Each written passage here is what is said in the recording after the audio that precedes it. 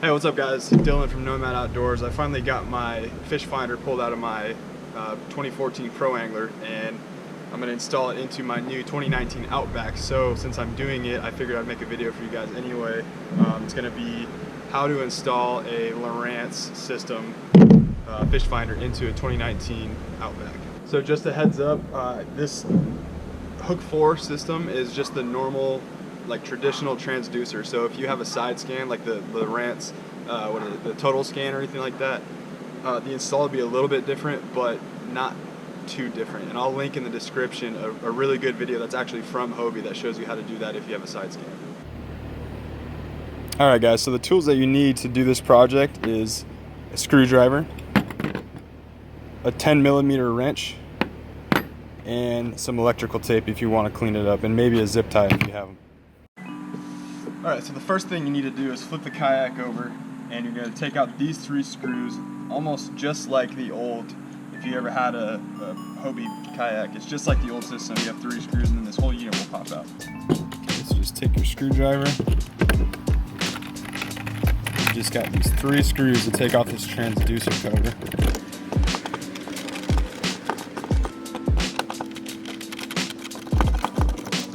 Take those 3 screws out and pop that off. Okay, make sure you don't lose these 3 screws because you're going to be reusing them to put the transducer cover back in. Okay, next step, you're going to take your actual transducer and the kit that comes with it from Lowrance, and we're going to mount it to the boat. So, this is where it gets a little weird. You're going to put the transducer in between these 2 posts.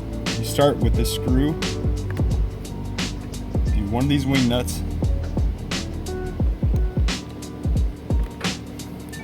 then the transducer, the other little wing nut deal,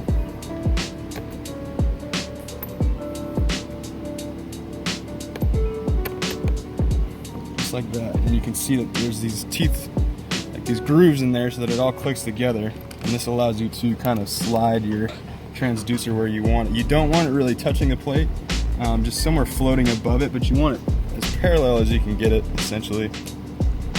And you're going to take your nut on the other end, tighten it on there. This is where you're going to need your screwdriver and your wrench. So this kit, at least with the hook 4, you need a 10mm. It might be different depending on what what kit you get, but you're just going to get it to where it's parallel, kind of floating above the transducer mount. Pinch those teeth together, and you're just going to screw it in. Get it snug but not too tight. You don't want to start breaking plastic or anything like that. Should be good. So this is where things get a little different if you have a side scan. If you have a side scan, or I guess if you just feel like using the actual retractable transducer mount, the Guardian system, you would untie this here.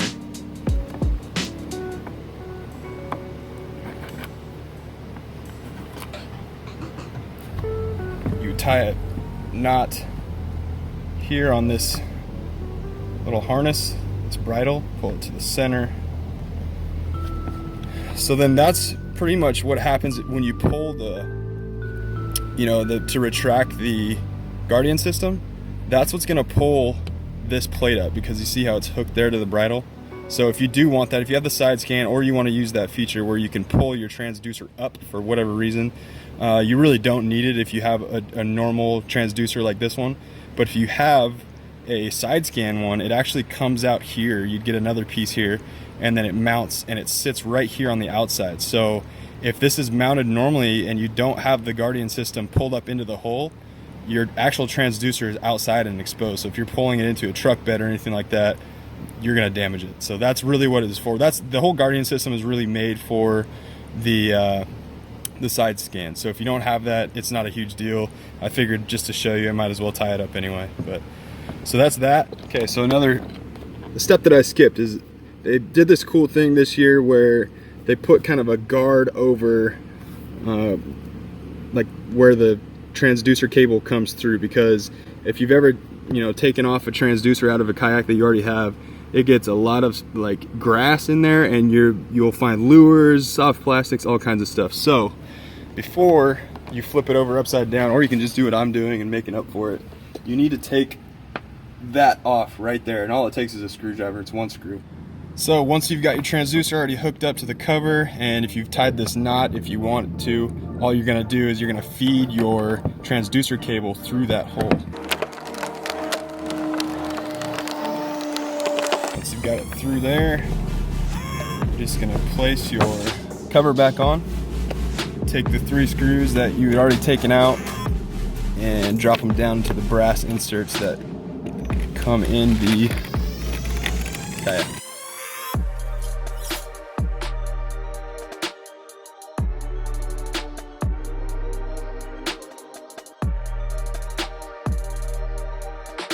You want to go snug but not too tight.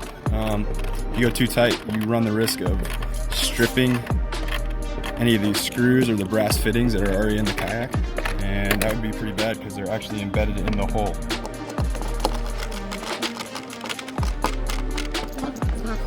That's mounted back on, and we're done on the bottom side, so you can go ahead and flip it over. So we flip the kayak over. The next step, before you put this back on, you want to take this gasket off right here. If you've ever mounted a transducer and a fish finder inside of a Hobie kayak before, you'll really appreciate the new system in the 2019 Outback. You used to have to reach up into the hole, and there was like a nut on the other side of this inside the hole that you had to undo. So now Hobie got smart and they just put 3 screws in, making it way easier. So I really appreciate that. So take our screwdriver and we'll just take these 3 screws out. Again, make sure you don't lose them.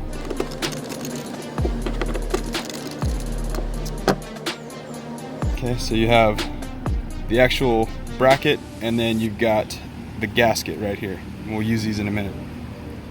So set those aside. And from here, you go ahead and open up your hatch. Take anything you have in there out.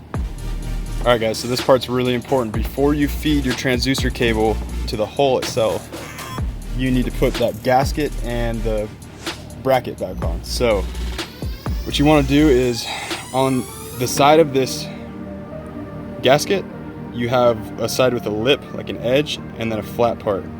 That flat part goes against the hull of the kayak, so you want to feed it onto your transducer cable with the lip side first. Okay, then you can feed it through the hole.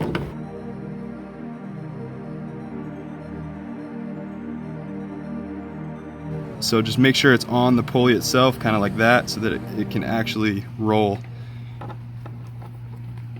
And then we're just gonna screw it back on. Snug but not too tight, don't strip anything. Okay, so with your Outback should have came this bag from Hobie. It's got all kinds of different like plugs and fittings and stuff that you might need, and scupper plugs. It even has a extra transducer kit, which is kind of nice in case you lose those. So what you need to do now is you're going to go through these gaskets and find which one fits around your transducer cable correctly and snugly. Okay, so once you find a gasket that's going to fit around your transducer snugly, what you're going to do is you're going to pick one of these 3 and pop it out. So I chose that one.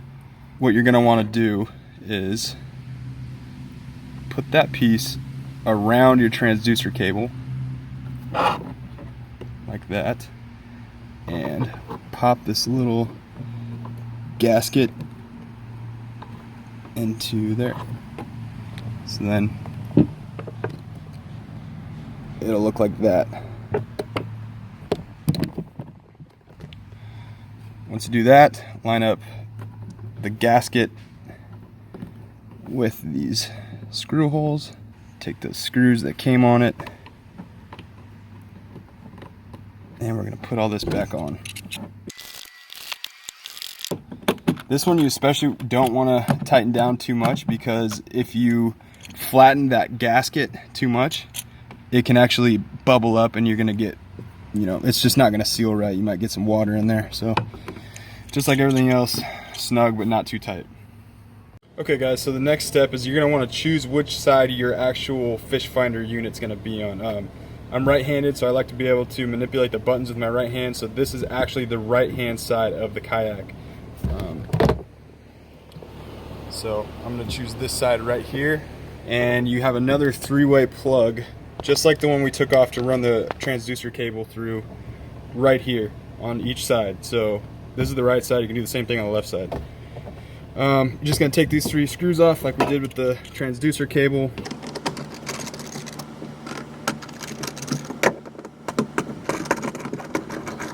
Couple of loosey screws. We're gonna use them again. Okay, once we've got this 3-way plug taken off of right here, what you're gonna do is back in the hole, you're gonna take your transducer cable and run it right out that hole where that 3-way plug was. Just like that. We're gonna leave about, I don't know, I'd say 10 inches or whatever it takes to get to the actual unit. So leave that much hanging out. And then now what I like to do to keep it kind of clean on the inside of the hole is I'm just gonna wrap it up and then put a zip tie around it.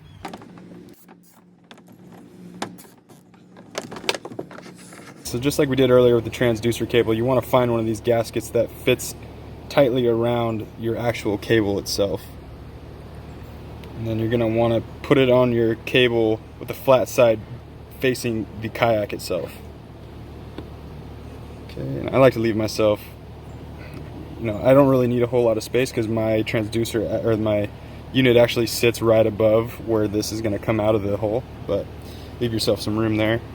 And again, you're going to take the gasket to the 3-way plug and put it lip side up. I have my HOBIE battery holder mounted in the front hatch. So what you're going to do now, after we've got the transducer cable pulled up through the hole there, you're going to take your actual power cable and you're going to run it, if you have it set up like I have, down through the hole, and then keep your hatch open so you can grab it easily.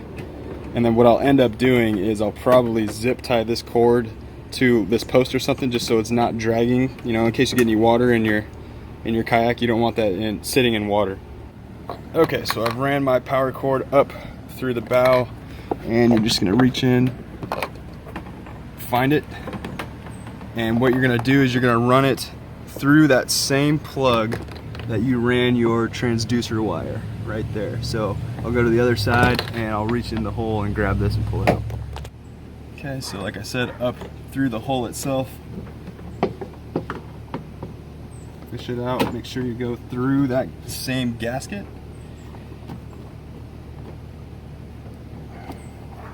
Pull it through just enough to where it'll reach the unit itself.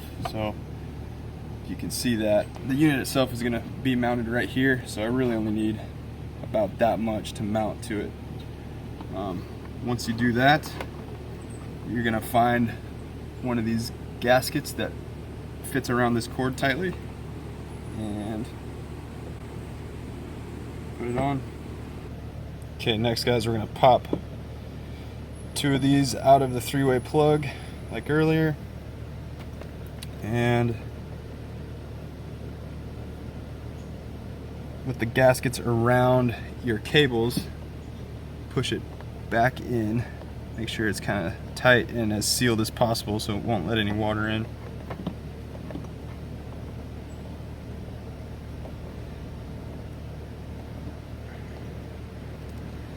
Okay. Make sure that you have enough room to reach your unit, and we're going to screw it back in. So line up the holes in the gasket with the holes that are already in the kayak. Oh, and it's starting to rain. That's good.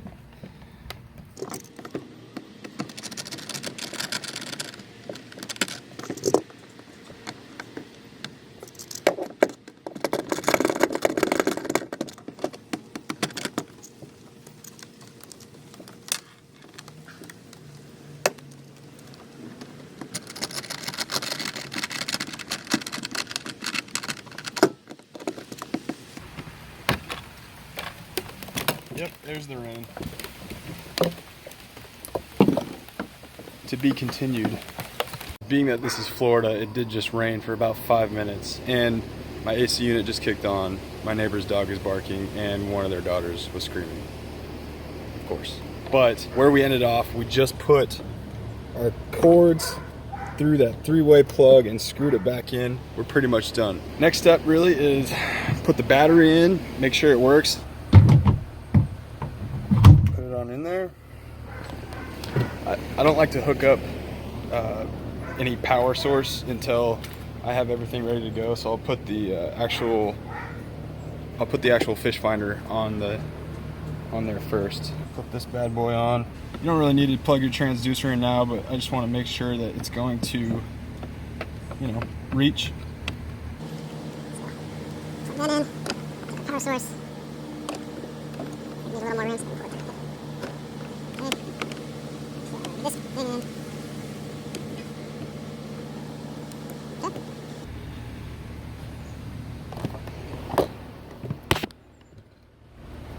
Take our plugs, plug it in, plug it in.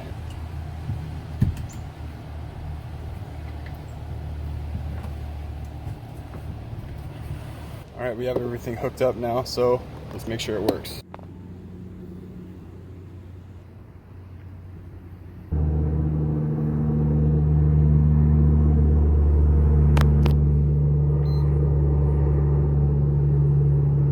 Alright guys, that's all I have for you today. I'm going to be honest, this is the first time I've done a video like this where I'm trying to talk and work through something at the same time. A lot of these videos on these fish finder installs make it look really easy. And I will say that the Hobie kayaks and their Lowrance Ready system make it hands down much easier than any other kayak that I've put a fish finder on.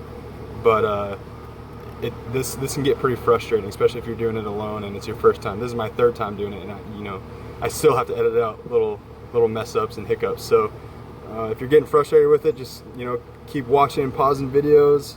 Like I said before, I'm going to link down in the description a really good video that I watched that Hobie themselves put on. And yeah man, just pause, just keep up with the video. Anyways, I hope you liked it. If you did like it, give me a like, subscribe. If you didn't like it, let me know.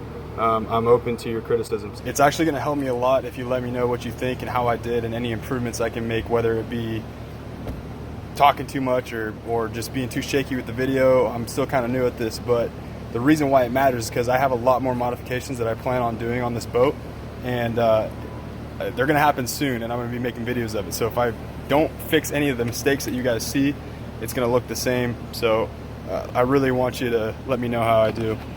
One of the things that I'm going to be doing pretty soon is I got some deck mat on the way, and I'm going to do like a little custom deck mat for this back area, just to reduce some noise and add a little more grip for coolers and stuff like that. So let me know what you thought.